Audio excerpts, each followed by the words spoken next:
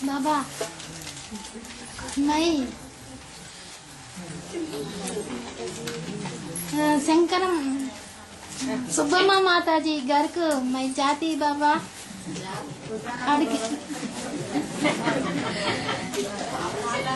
तेलुगु में बोलो, तेलुगु में बताओ।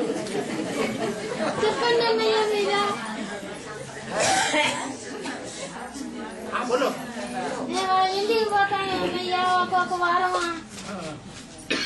तो वो बताता है हाँ कालाश्री में 2 गीता पाठशाला है ना, है।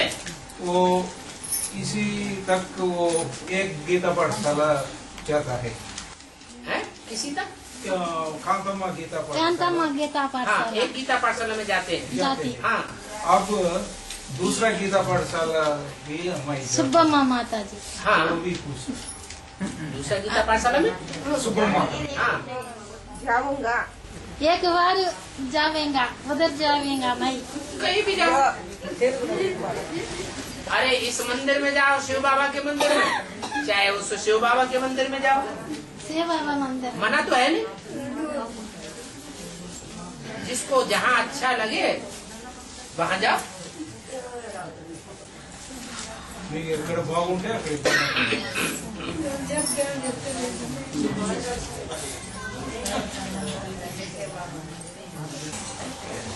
बाबा जब शिव बाबा आया था तब तीनों को भी साथ ले आया था ना। ले आया नहीं, हाँ। शिव बाबा आते हैं तो 3 मूर्तियों के साथ हैं। साथ है ना। हाँ, तब सुख शांति अकेले नहीं है इस दुनिया में। नहीं, जब आते हैं तो भी 3 मूर्तियाँ साथ ही हैं। साथ ही है। तब सुख एक- और शांति पवित्रता थी ना। है? हैं? तीनों में सुख शांति पवित्रता थी ना। तीनों में तीनों में सुख और शांति और पवित्रता। नहीं, ये नहीं कहा। अगर तीनों में एक जैसी सुख शांति पवित्रता होती तो तबक्के नीचे ऊपर क्यों होते? नीचे ब्रह्मा, फिर बीच में विष्णु, फिर सबसे ऊपर शंकर। फिर तो तीनों मूर्तियों का नाम शिव के साथ जोड़ना चाहिए। तीनों मूर्तियों का तो नाम शिव के साथ नहीं जोड़ते। इसका मतलब 3 मूर्तियों के साथ तो आते हैं, लेकिन उनमें एक मूर्ति ऐसी है जो पुरुषार्थ करके बाप समान स्टेज को पाए लेती है। इसलिए वो हेवनली गॉड फादर कहा जाता है। कैसा? हेवनली गॉड फादर, हेवन स्थापन करने वाला। प्रैक्टिकल में, प्रैक्टिकल को मास्टर कहा जाता है। शिव को मास्टर सर्वशक्तिवान नहीं कहेंगे, शिव सर्वशक्तिवान टाइटल है, और बच्चे फिर नंबरवार मास्टर सर्वशक्तिवान, क्योंकि प्रैक्टिकल करके दिखाते हैं। प्रैक्टिकल के लिए शरीर चाहिए कि नहीं अपना? शिव को तो अपना शरीर होता ही नहीं।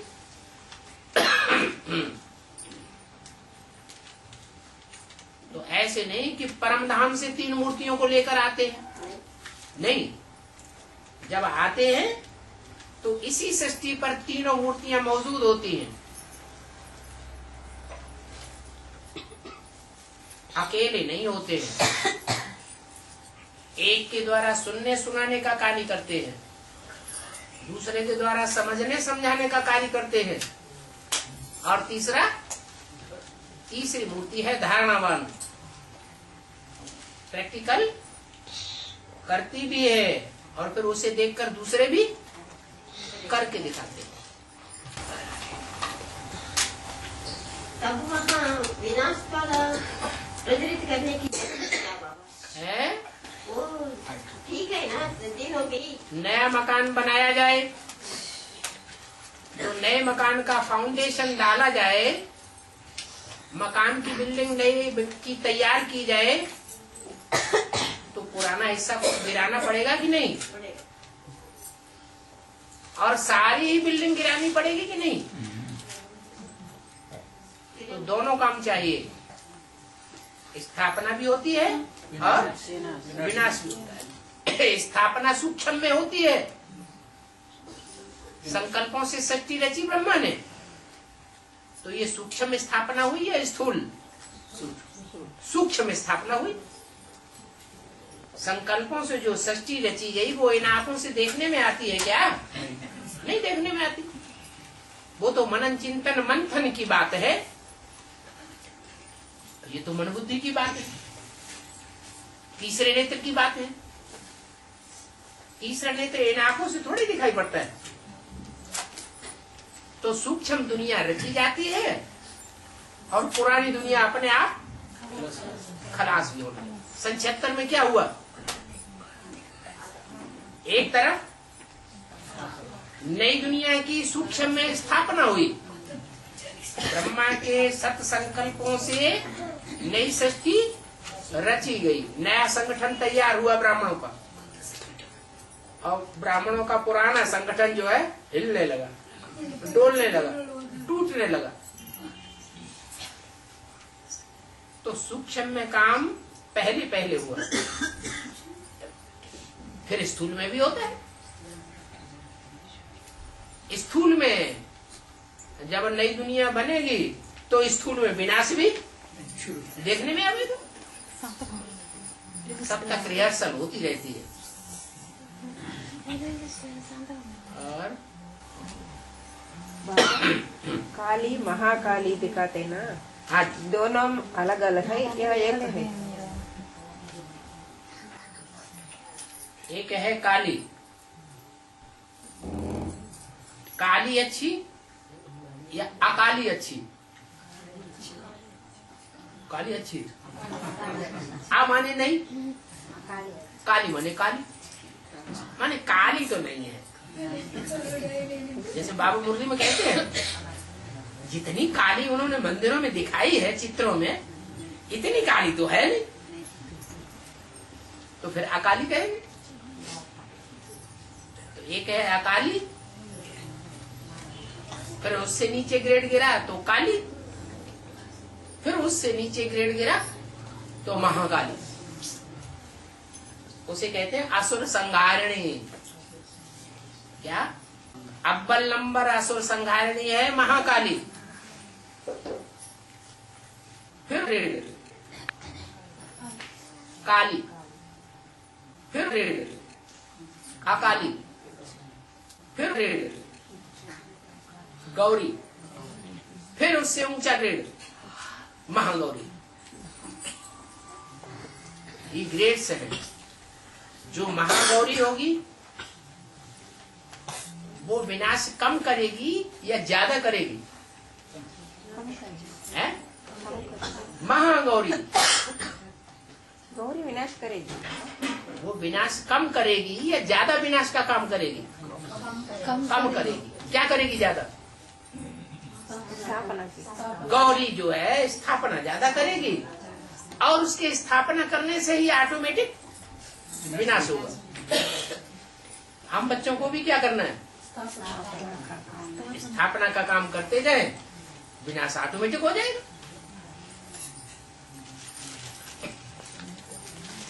और गायत्री देवी को 5 सिद्धि का भगवान, हाँ, गायत्री देवी की 5 सिद्धि का बाबा, हाँ, इसका मतलब क्या बात? जैसे त्रिमूर्ति है, त्रिमूर्ति में मूर्तियां कितनी है? 3 ही मूर्तियां हैं। लेकिन त्रिमूर्ति का पार्ट बजाने वाली आत्माएं जब संपन्न स्टेज धारण करती है, विष्णु के रूप में सामने आती है। विष्णु संपन्न स्टेज है ना, तो कितनी आत्माएं हो गई? 5 हो गई। वो है पुरुष रूप देवता का स्वरूप, और यहाँ फिर 3 स्त्री चोले दिखाए गए। 3 स्त्री रत्न हैं। अकेला कोई काम नहीं कर सकता स्त्री, इसके लिए भी प्रवृत्ति चाहिए। तो 5 ही मूर्तियां गाई हुई हैं। ऐसे नहीं कि ब्रह्मा के साथ सरस्वती, विष्णु के साथ लक्ष्मी और शंकर के साथ पार्वती, ये तीनों ही देवियां सारा कार्य संपन्न कर सकती हैं। नहीं, इनके साथ पुरुष स्वरूप जी चाहिए और भगवान भी चाहिए। तो भगवान के रूप में जो पाठधारी है, भगवान एक होता है या अनेक होते हैं? भगवान एक ही होता है। इसलिए उसके सहयोगी 4 दिखाए जाते हैं, 4 भुजाएं विष्णु की। कौन कौन? ब्रह्मा, ब्रह्मा के साथ सरस्वती और जगदम्बा, और जगदम्बा के साथ भाग्यमाता, वो जगत की अम्बा, सब धर्मों की अम्बा, विदेशियों की भी अम्बा, और वो सिर्फ भारतवासियों की अम्बा। तो दोनों ही देवियां चाहिए। तो टोटल कितनी हुई? 4 हुई भुजाओं के रूप में, और एक है उनको चलाने वाली आत्मा, जिसको कहते हैं राम भगवान। राम, राम बाप को कहा जाता है, बच्चे को नहीं कहा जाता। तो जो राम वाली आत्मा है, उसमें भगवान बाप शिव प्रवेश करते हैं। वो चलाने वाली है चारों आत्माओं को। 4 भुजाएं चलने वाली, लेकिन ग्रेड्स हैं चारों के। कोई आत्मा लेफ्टिस्ट के रूप में पार्ट बजाने वाली, कोई आत्मा राइटियस के रूप में पार्ट बजाने वाली, कोई आत्मा ऊंची भुजा का पार्ट बजाने वाली, कोई आत्मा नीची भुजा का पार्ट बजाने वाली। जैसी जैसी जिसने सेवा की, वैसा वैसा उनका नंबर और स्टेज बन जाते हैं।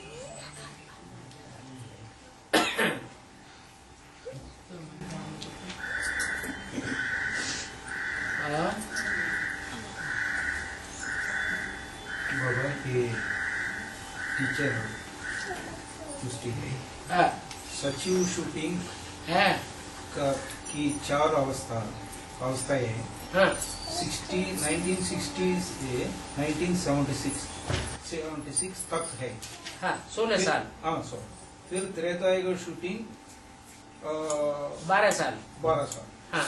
फिर द्वापर का शूटिंग 99 तक, 98 तक।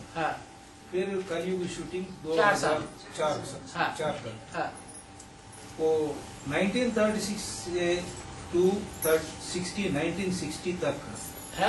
1936 से 1960 तक। 60 तक।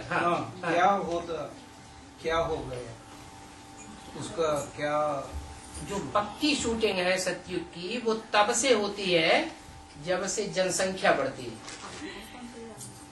क्या 9 लाख जो है, 9 लाख की संख्या बढ़ेगी तभी तो सतयुग कहा जाएगा पक्का।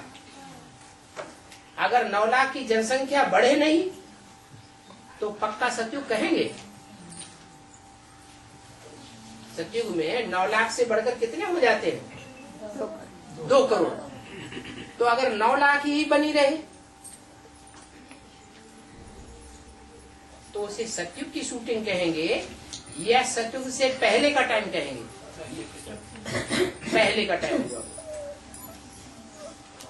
जब संख्या बढ़ी तो संख्या बढ़ने का कारण हुआ सर्विस, सेवा। और सेवा तब बढ़ती है जब चित्र बने। चित्रों के आधार पर ज्ञान का विकास हुआ। चित्र बनते ही है दूसरों को दिखाने के लिए।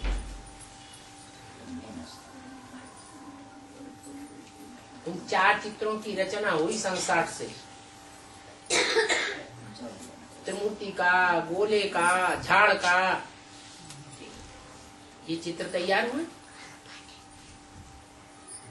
और हजारों की तादाद में बाबा ने वो चित्र फोल्डर्स छपाए थे।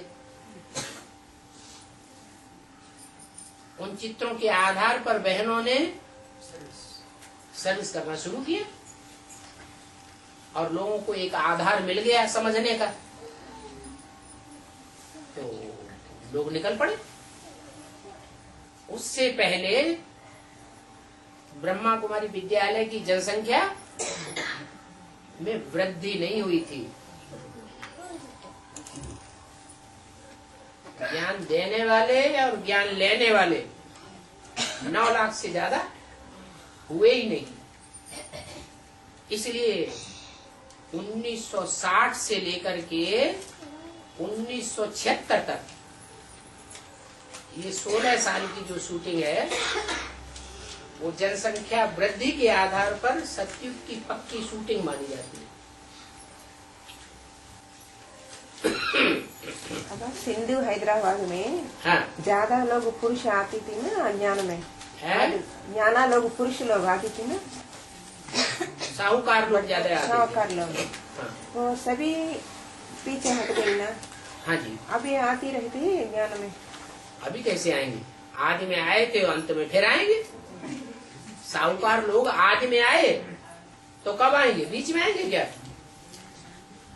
पहले भी आदि में आए थे, अभी भी कब आएंगे? अंत में। जो आदि में सो अंत में।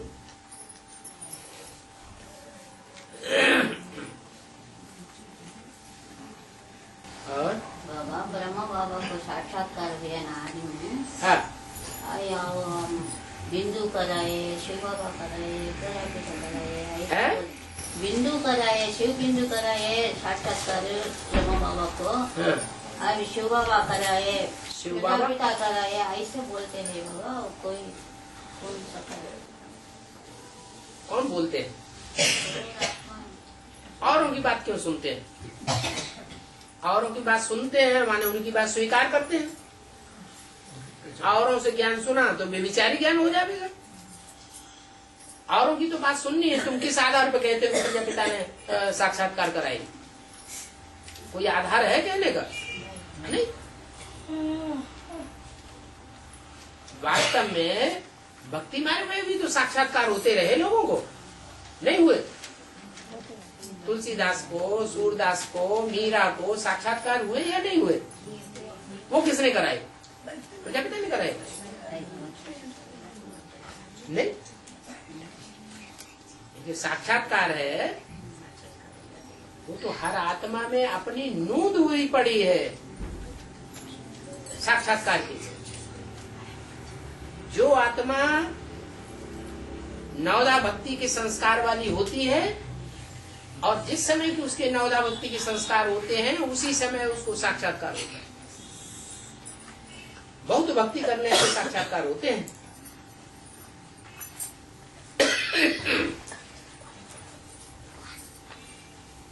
ऐसे नहीं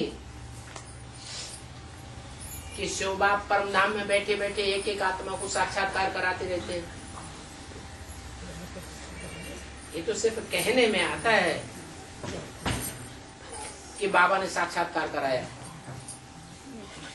अच्छा, साक्षात्कार चलो बाबा ने कराया, भगवान ने कराया, ये जो स्वप्न आते हैं वो कौन कराता है? तो जब स्वप्न अपने आप होते हैं ड्रामा प्लान अनुसार तो साक्षात्कार भी अपने आप होते हैं, अपने टाइम पर, अपने साक्षात संस्कारों के अनुसार।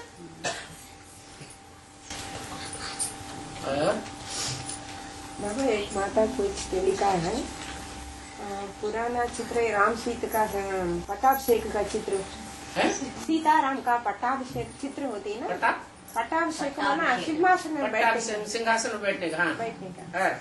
उस समय पीछे और पाव की तरफ वो एक बैठते हैं विंजा मरा।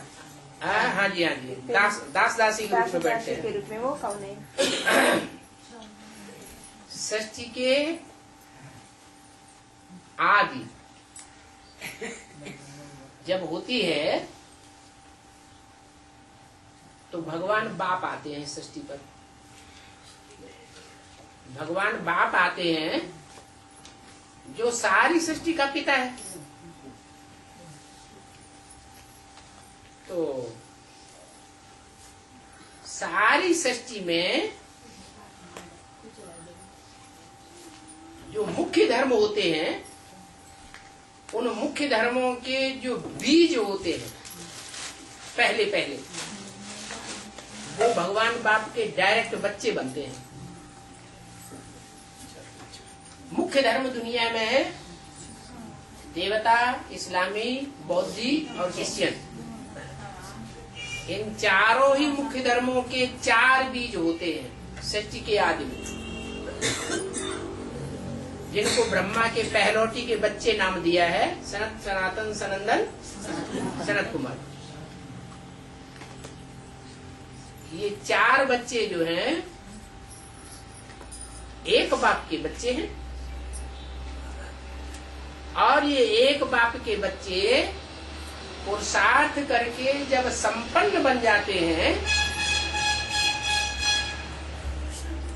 तो इनके द्वारा जो भी स्थापना होती है उसके लिए संसार में गायन चलता है संपूर्णता की स्टेज का। हिंदू, मुस्लिम, सिख, ईसाई सब आपस में भाई भाई।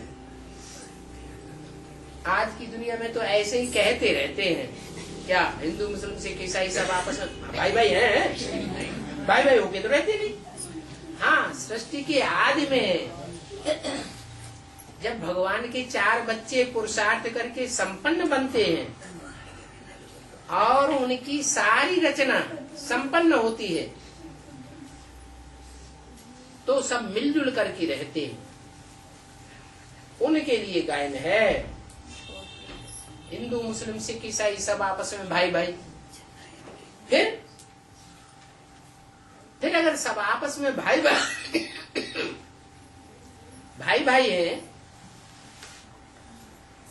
तो जो राम का पट्टाभिषेक दिखाया गया है वो संपन्न स्टेज की यादगार है या अधूरी स्टेज की यादगार है? संपन्न स्टेज की यादगार है। चित्र जो बनते हैं वो तो संपूर्णता की स्टेज के बनते हैं।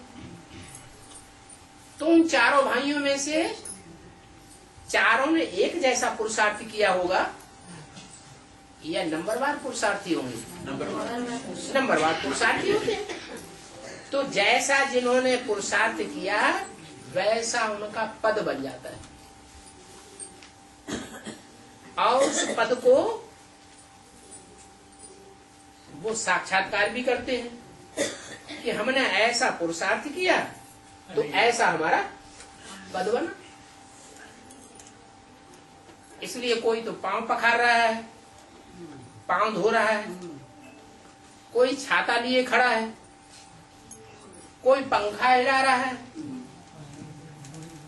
भले दास दासी कर्म कर रहे हैं, फिर भी अंदर से समझते हैं हमने ऐसा ही कर्म किया है, इसलिए हमारी ये स्टेज है। अपने को नीच नहीं समझते, अपने अंदर भावना रहती है कि हम विश्व के मालिक के बालक हैं। हम जितने नजदीक हैं उतना नजदीक कोई नहीं।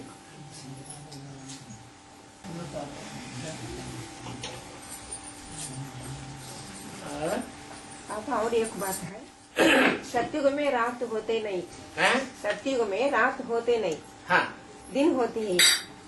हाँ दिन ही होती है ना? हाँ जी। क्यों? बसंत क्यों पूछता है? जो सत्य है उसका नाम ही है सत्ययुग, और सत्य का अर्थ ज्ञान है, और ज्ञान भी बोल बोल का ज्ञान होना चाहिए या प्रैक्टिकल जीवन में भरा हुआ होना चाहिए? भरा हुआ है? जीवन में भरा हुआ। प्रैक्टिकल जीवन में ज्ञान भरा हुआ है, उसका सार क्या होता है? अभी जो हम इतना ज्ञान दे रहे हैं इतना विस्तार में ज्ञान चला गया, बेसिक नॉलेज के मुकाबले एडवांस ज्ञान इतना विस्तार में चला गया है कि उसको कागजों में नहीं लिखा जा सकता। तो वो ज्ञान है वास्तव में, या वास्तव में ज्ञान तब कहा जाएगा कि जब वो सार बन जाए। सार बनने का मतलब क्या है? है। स्टेज को पकड़ना, ऊंचे स्टेज। सार बनने का मतलब है बिंदी। बिंदी के सिवाय कुछ भी याद न रहे, अपनी देह भी याद न आए, देह की कोई इंद्रिय याद न आवे, पराई देह याद न आवे, पराई देह की इंद्रियां भी याद न आवे, माने कोई संबंधी याद न आवे। देह से कनेक्टेड संबंधित जो भी पदार्थ हैं सुख देने वाले, कोई भी याद ना है, या दुख देने वाले। क्या याद आवे? बिंदु आत्मा। तो सतयुग में क्या याद रहता है? मैं आत्मा ज्योति बिंदु।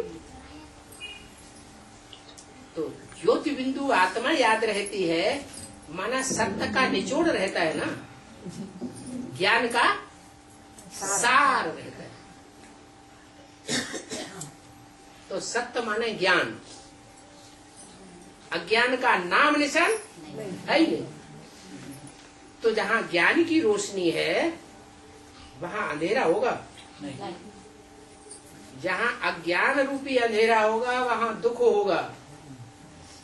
जहाँ ज्ञान की रोशनी ही रोशनी होगी वहाँ खुशी ही खुशी होगी। दुख पाने या ठोकरें खाने का सवाल ही पैदा नहीं होता।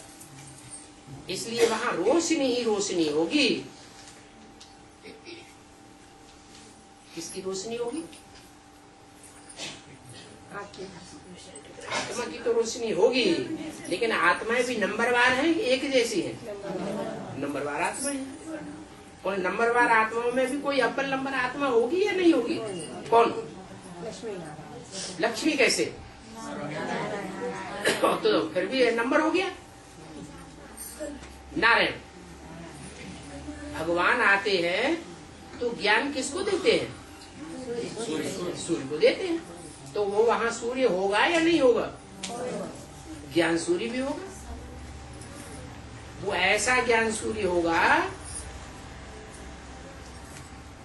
कि पहले नंबर जन्म से लेकर के संपूर्ण होने से लेकर के आखिरी जन्म तक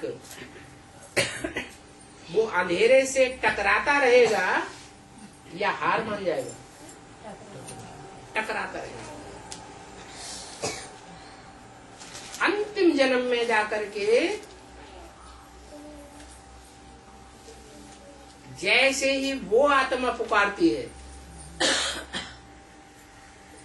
तो भगवान को आना पड़ता है। तो कहेंगे कि एक ही सूर्य है, वो तो जड़ सूर्य है और वो धरती का चैतन्य सूर्य है। हम सब धरती के चैतन्य सितारे हैं और वो आसमान में धरती के जड़ सितारे हैं। तो सूर्य ही सूर्य होगा, रोशनी ही रोशनी होगी। कब तक? आधा कल्प। आधा कल्प के बाद फिर द्वैत शुरू हो जाता है। स्थूल रूप में भी रात नहीं होने लगा। अगर इस दुनिया में ऐसा मिसाल दिखाया जा सकता है कि 6 महीने तक रोशनी ही रोशनी रहे जहाँ, तो ऐसी दुनिया नहीं हो सकती जहाँ आधा कल्प तक दिन ही दिन रहे। हो सकती है कि नहीं? हो सकती है। तो बस हो।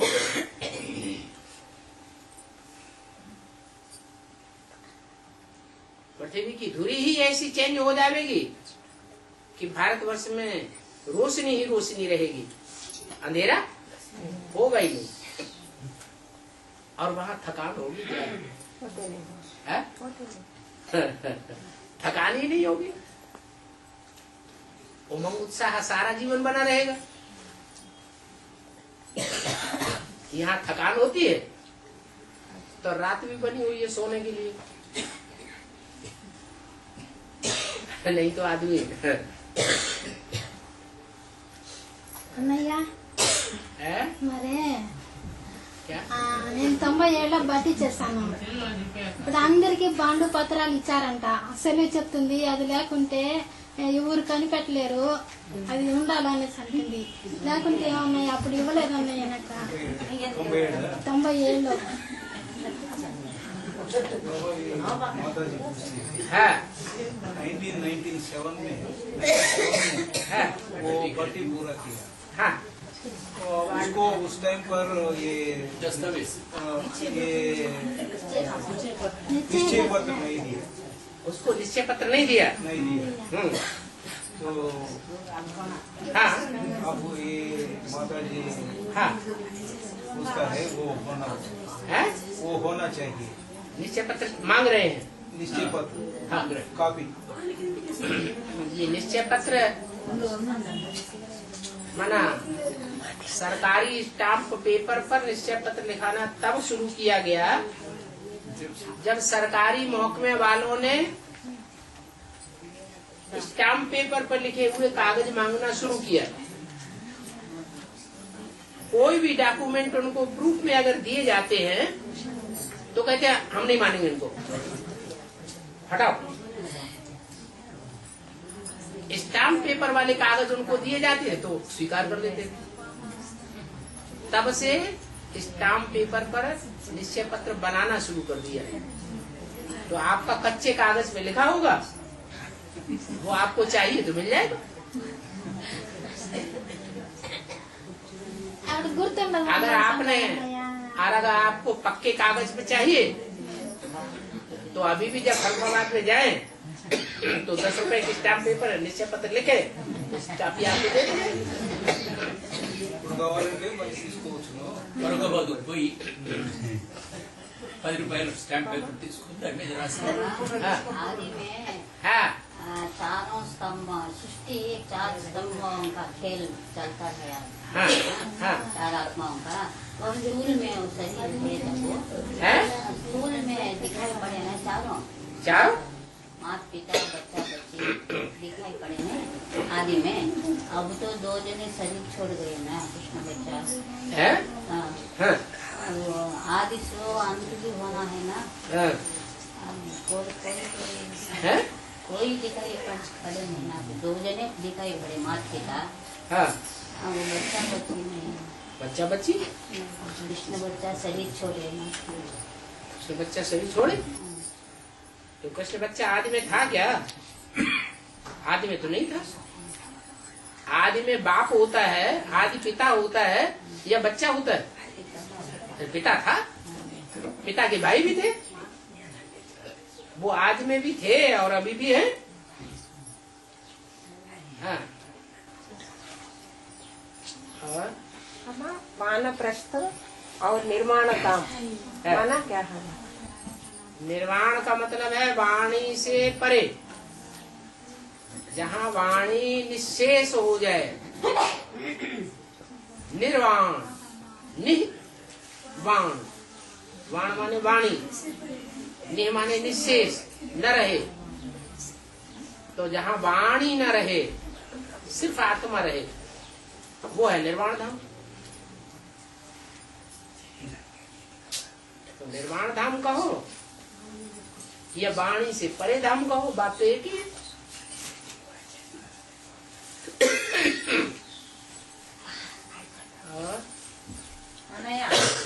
మహాభారతంలో పాండవులు ఖరీదు చేసి ఒక ఋషి శిష్యులు దొరుకుని వస్తారు కదా వేళ కాని వేళ.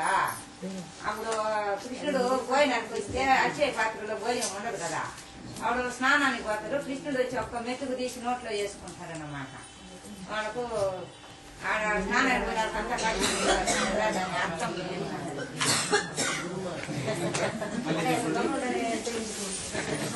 మహాభారతంలో మానవుడు అజ్ఞాతవాసంలో ఉంటారు కదా అడిగా, అప్పుడు వాళ్ళ దగ్గర అక్షయ పాత్ర ఉంటారు కదా, భోజనం టయానికే వస్తారు వాళ్ళు. అప్పుడు వేళ కాని వేళ పరీక్ష చేసేకి శిష్యులు వస్తారు వేళ మించి. అప్పుడు భోజనం తయారు అవ్వదన్నమాట. అప్పుడు వాళ్ళు భోజనం పెట్టాలంటే ఇంక భోజనం ఉండదు దానికి. ఎట్టయినా కానీ వాళ్ళు స్నానం చేసేకి రమ్మంట రెడీ పోయి వాళ్ళని శిష్యుని ముని అందరిని పోయి. అప్పుడు ద్రౌపది కృష్ణుని వేడుకుంటుంది భోజనం పెట్టాలి కదా వాళ్ళకి ఎట్లా అని. అప్పుడు అక్షయ పాత్ర తెమ్మంటాడు కృష్ణుడు వచ్చి. దాంట్లో ఎంత శుభ్రంగా అడిగేసి ఒక్క మెతుకుంటాది. అది తీసి నోట్లు వేసుకుంటే కృష్ణుడు వాళ్ళ కాడుకంతా నిండిపోయినట్టుగా చూపిస్తాడు కదా శిష్యులకంతా నాన్న పోయిన వాళ్ళకి. అది ఏం ఆకం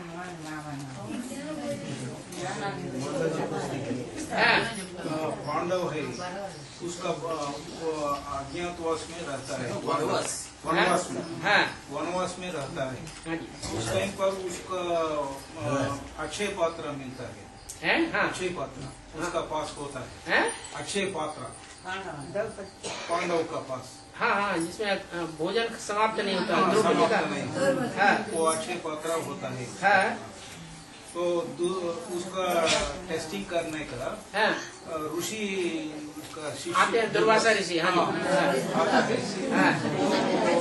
टाइम पर नहीं आता है, टाइम पर नहीं आता है। हाँ जी, लेट थोड़ा लेट हो जाए वो आता है। तो फिर वो ये खाना मांगता है। तो उसको द्रौपदी नहान करने आओ, फिर हम जिएंगे। तो इस टाइम पर कृष्ण भगवान को वो प्रार्थना किया। तो कृष्ण ने कहा कि देखो अंदर एक दाना पड़ा हुआ है, दाना पड़ा है। तो उसको काली नहीं पड़ेगी, वो भरपूर पड़ेगी। तो वो वरदान उसको उसका अर्थ क्या है? उसका अर्थ ये है वो चावल का दाना दिखाया गया है, धान्य का दाना। वो धान्य छिलके वाला नहीं है, उसका छिलका उतारा हुआ है। ये आत्माएं सब छिलके वाली है। क्या इतनी भी 500-700 करोड़ आत्माएं हैं, सब देह अभिमानी की छिलके वाली है। उनमें एक दाना ऐसा है जिसके लिए गायन है, where is purity there is peace and prosperity. जहाँ पवित्रता होती है वहाँ जीवन में शांति और धन धान्य सदैव भरपूर रहता है, कभी खूट नहीं सकता। तो आप दुनिया में जैसे जगन्नाथ में चावल का हंडा चढ़ाते हैं ना, वो तो सारे जगत का नाथ है। 500 करोड़ धान्य पुरुषार्थ संपन्न होने के बाद उनका देवभान का छिलका उतरता है, वो तो वहां वो हंडा दिखाया गया। लेकिन दुनिया में ऐसी कौन सी आत्मा है जो आदि से लेकर के अंत तक एक की ही बन करके रहती है? वो अपवित्रता का देवभान रूपी छिलका स्थूल रूप में उसमें चढ़ता ही नहीं। कोई है या नहीं है? नहीं है। कौन है?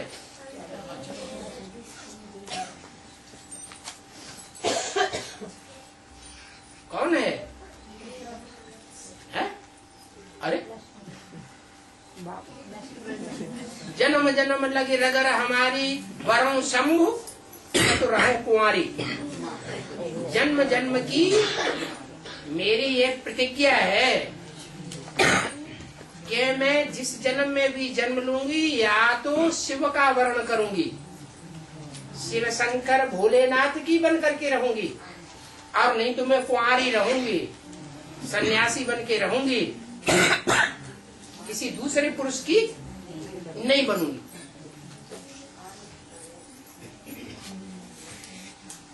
तो ये शिवालय का हंडा हुआ या वैश्यालय का हंडा हुआ? ये शिवालय का चावल है, ये कभी खूटता नहीं है। शिव का भंडारा भरपूर, कालकंटक दूर।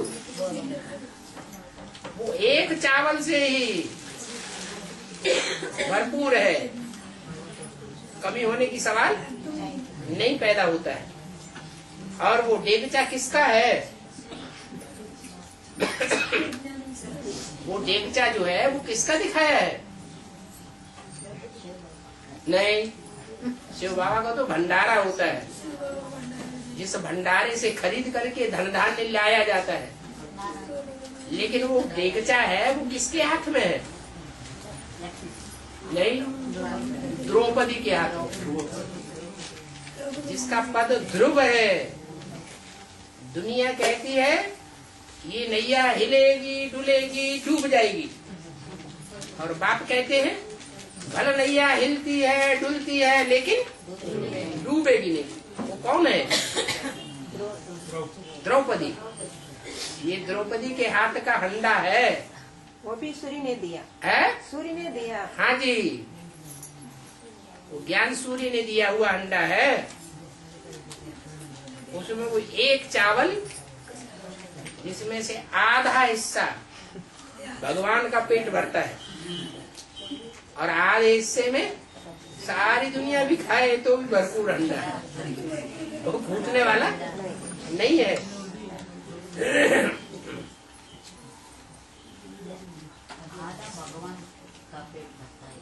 अजी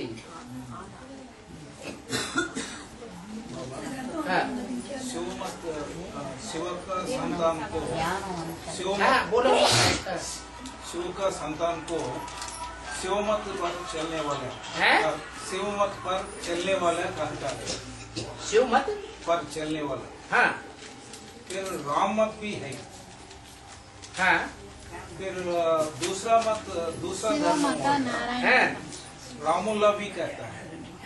रामल्ला। रामुल्ला। तो उसका क्लैरिफिकेशन। अल्लाह माने ऊंचा, राम माने राम। इस दुनिया में जो भी पार्टधारी आत्माएं हैं उनमें ऊंचे ते ऊंचे हीरो पार्टधारी आत्मा कौन है? राम। तो हो गया राम अल्लाह। और वो राम अल्लाह ऊंचे ते ऊंचा संसार में कब साबित होता है? जब वो शिव उसमें प्रवेश करे, तब ही राम की मत कही जाती है। जब तक प्रवेश न करे तब तक राम की मत भी नहीं कही जाएगी। तो ऊंचे ते ऊंचे है शिव की मत। लेकिन शिव को पहचानेंगे कैसे? वो शिव भी बिंदी, ये भी बिंदी, वो भी बिंदी, वो भी बिंदी। किसकी मत, कौन सी बिंदी की मत पर चले? तो पर्सनालिटी चाहिए। किस पर्सनालिटी में, किस मुकर्रर रथ में वो बिंदी आकर के मत देती है? मत माने अकल, बुद्धि। तो एक ही बात नहीं, उसको राम अल्लाह कहो, राम कहो, शिव कहो। शिव बिंदु है तब तो जड़वत है। क्योंकि मुरली में बताया है बोलते चालते को चैतन्य कहा जाता है। जो बोलता ही नहीं, जो चलता ही नहीं, हलन चलन ही नहीं करता, उसको चैतन्य नहीं कहेंगे। तो मत हमको चैतन्य के द्वारा मिलती है या जड़ बिंदु से मिलती है? चैतन्य से मिलती है। परम धाम में जो भी आत्माएं हैं वो सब जड़ हैं या चैतन्य हैं? जड़ है, जड़वत है। इस सृष्टि पर जब आती हैं, 5 तत्वों की सृष्टि में जब आती हैं, प्रकृति से जब संबंध बनता है आत्माओं का, तब आत्मा हलन चलन जाती। प्रकृति है स्त्री और पुरुष है शिव। वो शिव जब इस सृष्टि पर आता है तब आकर के चलायमान बनता है, चैतन्य बनता है, तब मत देता है। उसको श्रीमत कहा जाता है। श्रेष्ठ ते श्रेष्ठ मत। नहीं तो परमधाम में श्रेष्ठ ते श्रेष्ठ और भ्रष्ट ते भ्रष्ट होता है क्या? परमधाम में न श्रेष्ठ होता है न भ्रष्ट होता है। तो इस षष्ठी पर ही गायन है। कहा जाता है कि श्रेष्ठ ते श्रेष्ठ, ऊंच ते ऊंच और नीच ते नीच। ये इस दुनिया की बात है, परम धाम की बात नहीं है। बाबा 16 कला माना क्या है? चंद्रमा में कितनी कलाएं होती हैं? 16। वो 16 कलाएं चंद्रमा की रोशनी का नाम है या अलग अलग कोई कलाएं? चंद्रमा की रोशनी घटती बढ़ती है तो कहते हैं चंद्र कलाएं घटी, कलाएं बढ़ी। इसके अलावा कोई कला और दूसरी चीज है क्या? ना बाबा 16 कला संपन्न बनना। 16 कला संपन्न बनना है माने आत्मा की संपूर्ण पावर भर जाए, उसको कहते हैं 16 कला संपूर्ण। आत्मा जो निर्बल हो गई है, बलहीन हो गई है, वो याद के बल से भरपूर हो जाए। ये आत्मा पात्र है, पात्रधारी। कोई रंगमंच पर छोटा पार्ट बजाने वाला और कोई ऑलराउंड पार्ट बजाने वाला। जो ऑलराउंड पार्ट बजाने वाला पात्र है उसमें याद का ज्यादा बल भर जाता है, और जो कलयुग के अंत में आत्मा उतरती है छोटा पार्ट, उसमें याद का थोड़ा बल भरा जाता है। आत्मा रूपी बैटरी है, कोई छोटी बैटरी कोई बड़ी बैटरी, पात्रधारी है सब। तो चंद्रमा जब रोशनी से भरपूर हो जाता है तो कहते हैं 16 कला संपूर्ण पूर्णमासी। बाबा परमधाम में कितने आत्मा है बाबा? आत्मा मनुष्य की पूछ रहे हैं या जितने भी जड़ जीव हैं सबकी पूछ रहे हैं? सिर्फ मनुष्य आत्माओं की बात कर रहे हैं। वो तो बता दिया 500-700 करोड़ मनुष्य आत्मा है। इनके अलावा कीड़े मकोड़े, पशु पक्षी और ये जो पेड़ पौधे हैं ये भी तो आत्मा है। ये तो असंख्य हैं, इनकी गिनती नहीं। जितनी बुद्धि में तीक्ष्ण आत्मा उतनी ऊपर ऊपर रहेगी। पृथ्वी के 5 तत्वों से बहुत दूर, और जितनी जड़त्वमयी होगी उतनी पृथ्वी के नजदीक नजदीक रहेगी।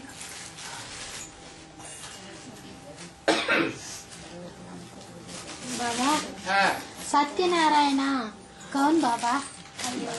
जो सच्चा बोले, जो शिव का सुनाया हुआ सच्चा ज्ञान सुनाए, कुछ भी मिक्स न करे। सत्यनारायण कथा माना क्योंकि बाबा ये बाबा कौन क्या बोला? सत्यनारायण की कथा माना क्या?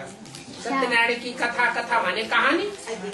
सत्यनारायण उसकी सच्ची जीवन कहानी माने सत्य कथा। वो सत्यनारायण की सच्ची जीवन कहानी तो शिव बाबा ही आके बताता है। वो जीवन कहानी नहीं बताता, वो फिर सत्यनारायण की पहचान करा देता है कि अमुक ये पर्सनालिटी ये सत्यनारायण है। फिर उसकी जीवन कहानी पुरुषार्थी जीवन के आधार पर सारी दुनिया को पता हो जाती है। जो जैसा पार्ट बजाता है वैसी उसकी जीवन कहानी बन जाती है। सच्चा पार्ट बजाता है, श्रीमत के अनुकूल पार्ट बजाता है, 100% सच्चा पार्ट बजाता है तो सत्यनारायण कहा जाता है।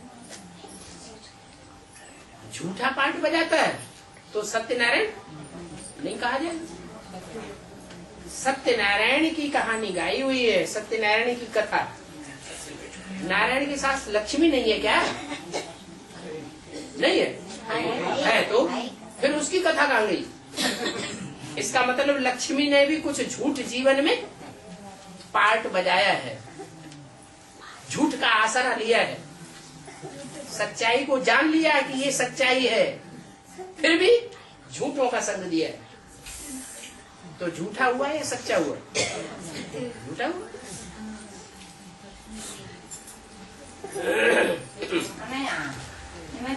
చంద్రుడు దగ్గరగా పెద్ద పెద్ద నక్షత్రాలు రెండు ఉన్నాయా? పేపర్లో కూడా వేశారండి. దగ్గరగా పెద్ద నక్షత్రాలు. बाबा, आसमान में 7 रंग देखने में आते हैं। 7 रंग देखते हैं। हाँ जी। देखने में आते हैं। हाँ। उनको इंद्रधनुष कहते हैं। हाँ जी। उसका अर्थ क्या है? माता पूछती। दुनिया में ऊंचे से ऊंचे पुरुषार्थी कितने हैं? 8। 8 में एक तो हो गया इंद्र, स्वर्ग का राजा। इंद्र को स्वर्ग का राजा कहा जाता है ना, वो तो इंद्र हो गया। बाकी कितने रह गए? 7 भी तो पुरुषार्थी होंगे ना। और उन्होंने एक जैसा पुरुषार्थ किया होगा या अलग अलग पुरुषार्थ किया होगा? जो अलग अलग पुरुषार्थ किया है वो 7 रंग है। 7 धर्मों के 7 आधारभूत नारायण हैं, वो 7 रंग वाले हैं। इसलिए दुनिया में 7 समुंदर माने जाते हैं। उनको भी सागर कहते हैं। छोटे मोटे सागर हैं, लेकिन वास्तव में सागर तो एक है या 7 है? एक है। सागर एक ही है।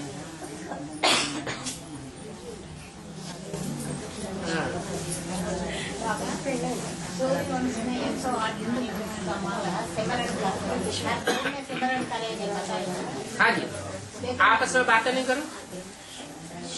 लेकिन हर धर्म में भी 108 मन के का माला तैयार। हर धर्म में 108 मणकों की माला नहीं होती है, कम ज्यादा की होती है।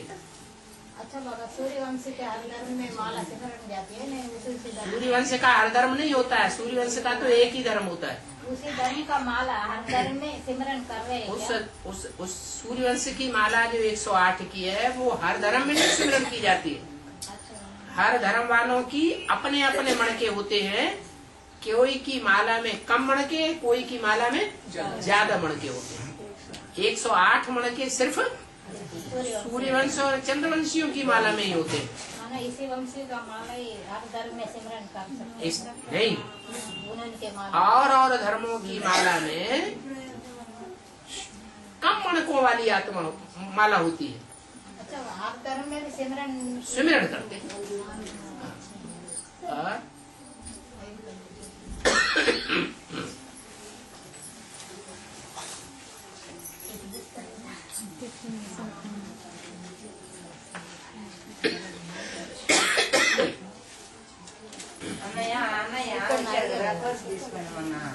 అన్నయ్య మాత్రం వేస్తారు.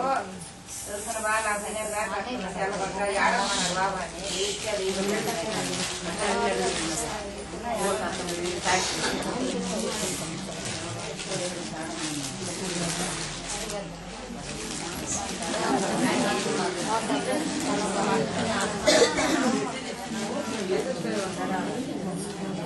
కాలు నొప్పిగా ఉంది మా.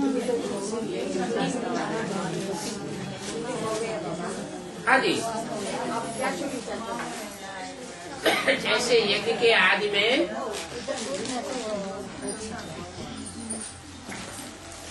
10 साल लग गए मॉडल तैयार करने में स्वर्ग का।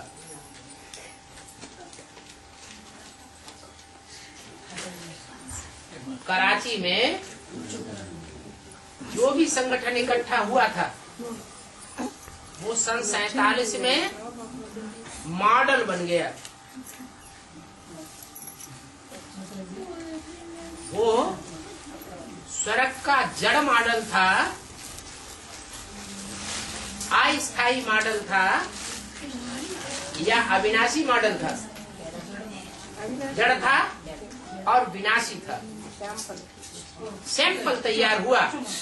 सैंपल थोड़े समय के लिए होता है, जड़ सैंपल। चैतन्य मॉडल नहीं बना।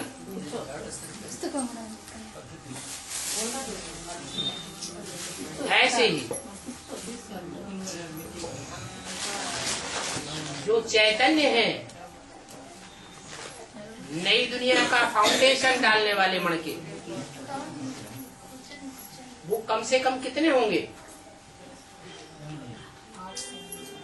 8 होंगे जो नई दुनिया का फाउंडेशन डालेंगे। उन 8 के बारे में बाबा ने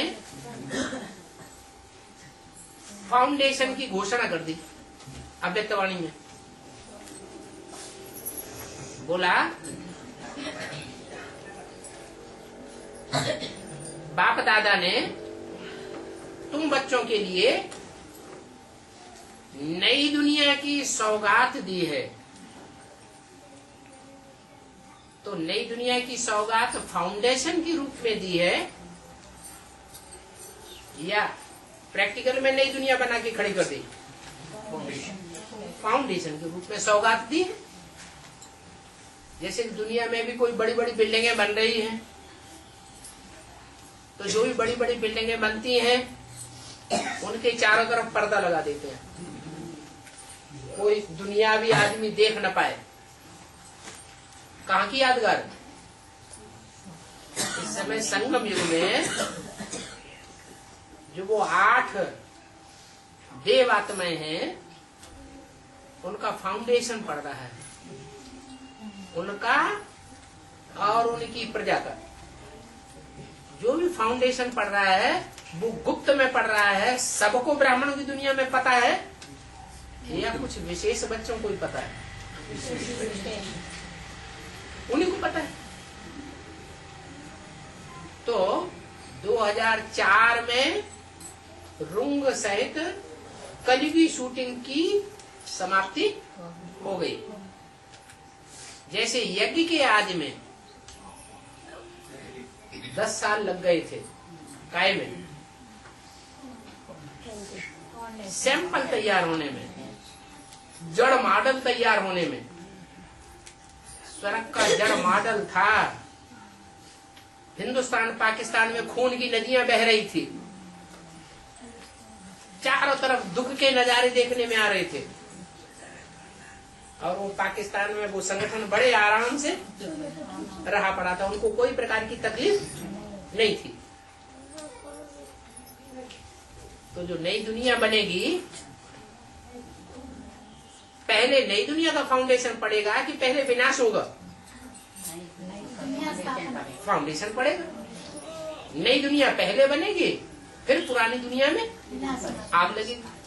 तो ऐसे ही जब आखिरी विनाश होगा तो नई दुनिया तैयार हो चुकी होगी। संगठन नई दुनिया का चारों तरफ दुनिया में हाहाकार मच रहा होगा। जो बोला बोली में एक तरफ हाहाकार और दूसरी तरफ जय जयकार। उसका फाउंडेशन का टाइम है ये। जैसे यज्ञ के आदि में 10 साल का टाइम था, वो जड़ बनाने का टाइम था, और ये चैतन्य तैयार होने का टाइम है।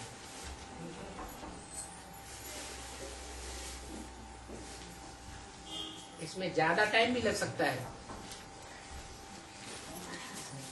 चैतन्य संगठन बनाना मुश्किल है या जड़ मॉडल बनाना मुश्किल है? चैतन्य बनाने में ज्यादा मेहनत लगती है। तो 2004 के बाद से लेकर के जब तक नई दुनिया का फाउंडेशन संसार में प्रत्यक्ष हो, तब तक ये यज्ञ के आदि काल का संगम युग में संगम युग की शूटिंग चल रही है।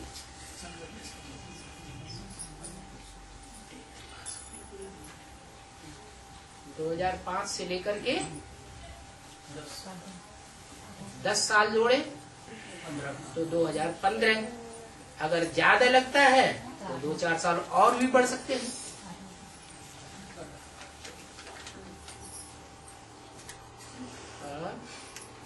और अव्यक्तवाणी में बताए भी दिया है कि जो 8 नंबर अब डिक्लेयर होने हैं उनमें टू लेट का बोर्ड तो लग गया। बोला या नहीं बोला? बोला। टू लेट का बोर्ड क्यों लग गया? क्योंकि अष्ट देवों में से 2 तो डिक्लेयर हो गए, एक चंद्रवंश का भी और एक सूर्यवंश का भी। तो कहेंगे टू लेट तो हो गया, लेकिन अभी नहीं, लेट तो हो गया लेकिन टू लेट का बोर्ड अभी नहीं लगा है। जब 8 के 8 डिक्लेयर हो जाए तो कहेंगे टू लेट हो गया, अब तो सजा खानी पड़ेगी। टू लेट का बोर्ड लगना माना सजा खाने वालों की लिस्ट में आ जाना। तो अभी भी पुरुषार्थ का मार्जिन है। कोई चाहे तो फास्ट पुरुषार्थ करके 8 की लिस्ट में आ सकता है। तीसरी मूर्ति प्रत्यक्ष होगी, माना टू लेट का बोर्ड लग जाएगा। प्रत्यक्ष तो है, बुद्धि में प्रत्यक्ष है या नहीं है? बुद्धि में तो प्रत्यक्ष है, लेकिन प्रैक्टिकल स्टेज पर भी प्रत्यक्ष हो जाए।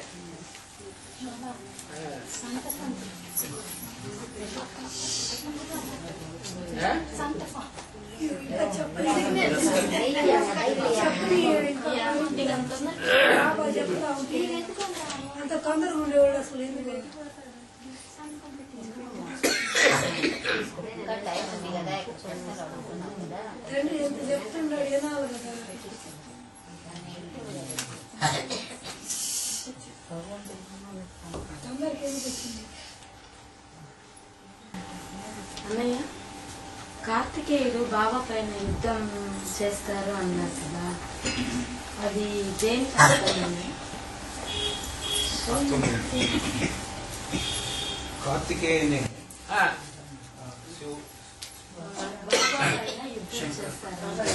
शंकर पर युद्ध किया, वो उसका अर्थ क्या है?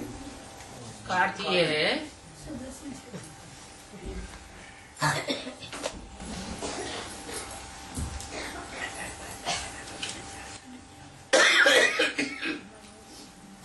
कि कार्तिकेय को कितने मुख दिखाए जाते हैं? षण्मुख कहा जाता है, 6 मुख हैं। माना वो एक मुख से बात नहीं करता है, 6 मुखों से बात करता है। 6 मुख कौन कौन से?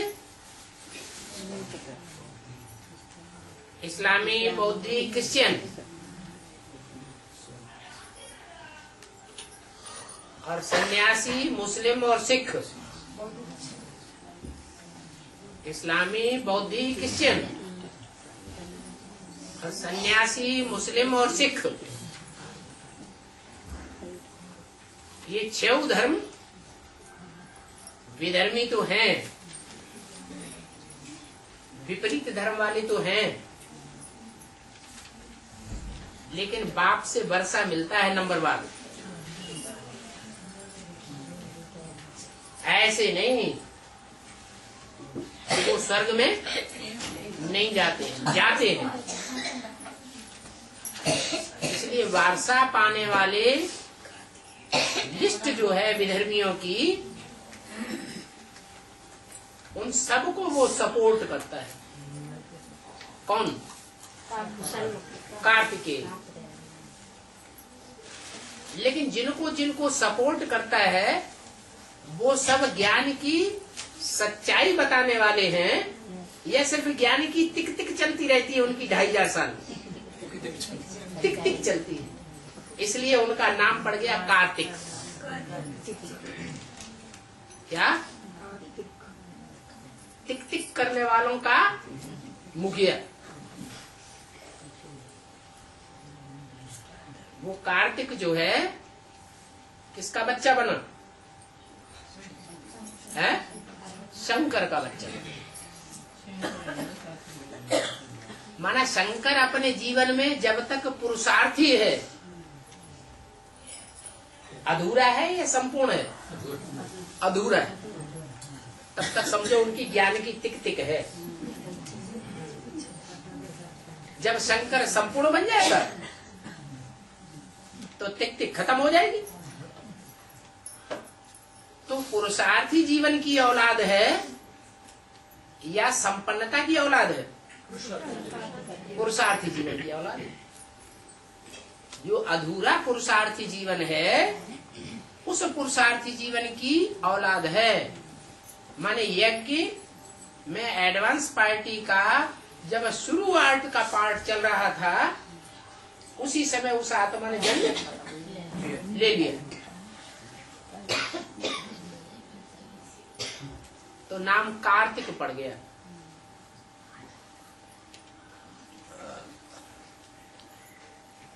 और जो अधूरा पुरुषार्थ ही करेगा, संपन्न पुरुषार्थ की पैदाइश ही नहीं है। तो जो अधूरे पुरुषार्थी हैं, चाहे नारायण हो, चाहे नारायणों की प्रजा हो, या दुनिया का कोई भी पुरुषार्थी दूसरे धर्म का हो, लास्ट में जब विनाश होगा, या अभी विनाश पूरा तो नहीं हो रहा है, जितनी स्थापना उतना विनाश हो रहा है। तो वो अधूरी आत्माएं विरोध करती हैं या नहीं करती हैं? करती हैं। तो लड़ाई होगी कि नहीं होगी? तो कार्तिक की लड़ाई दिखाई जाती है किसके साथ? बाप के साथ।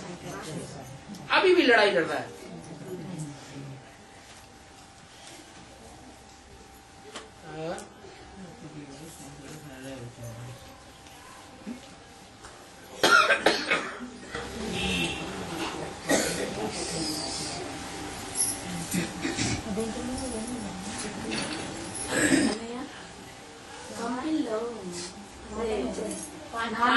द्रौपदी एक माता ने देखा इसलिए है। पांडव द्रौपदी एक आदमी बोलो। వివిధ ముఖాలుగా ఉంటుంది అన్నారు కదా, అది ఎందుకు అలా చెప్పారు? ఇక్కడ కంపెనీలో బ్రహ్మ వివిధ ముఖాలుగా ఉంటుంది అని అన్నారు. కంపెనీలోనే నాలుగు అదే 4 ముఖాలు, ఒక్కొక్క బ్రహ్మ ముఖం ఒక్కో విధంగా ఉంటుంది అన్నారు. ఒక్కొక్క విధంగా అది ఎందుకు? कपिल में जो 4 मुख वाला ब्रह्मा दिखाया है, ब्रह्मा नहीं दिखाया है, 4 मुख वाला शिव है। शिवालय है वो चौमुखी महादेव, 4 मुख वाला महादेव दिखाया गया है। अब वो तो विष्णु का ही रूप हो गया। 4 आत्मा ही तो है।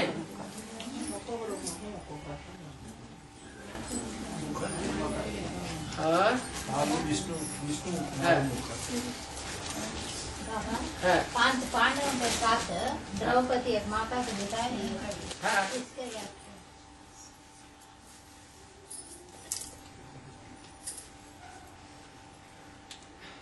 जो 5 पांडव जंगल में रहे,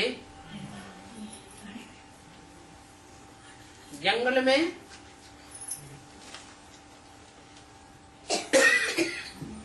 भ्रमण करने की यादगार में द्रौपदी को दिखाया गया। कुंती को, माद्री को या गांधारी को नहीं दिखाया गया।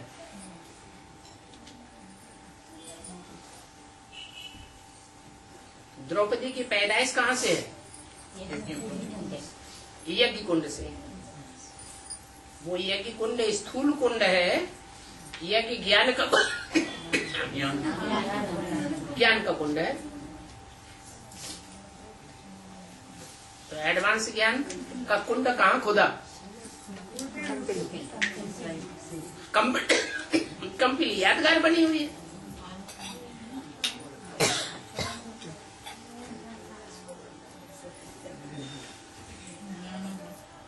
तो जिस कंपिल के यज्ञ कुंड से, ज्ञान कुंड से द्रौपदी की पैदाइश होती है, वो द्रौपदी इस समय कांटों के जंगल में है या फूलों के बगीचे में है?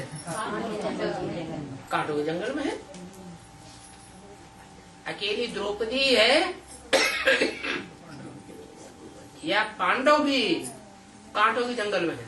पांडव भी कांटों के जंगल में।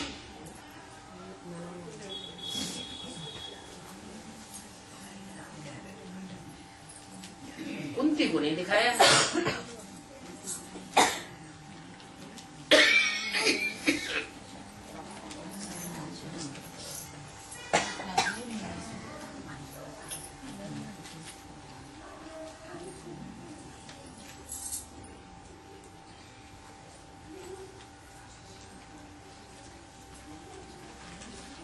ओ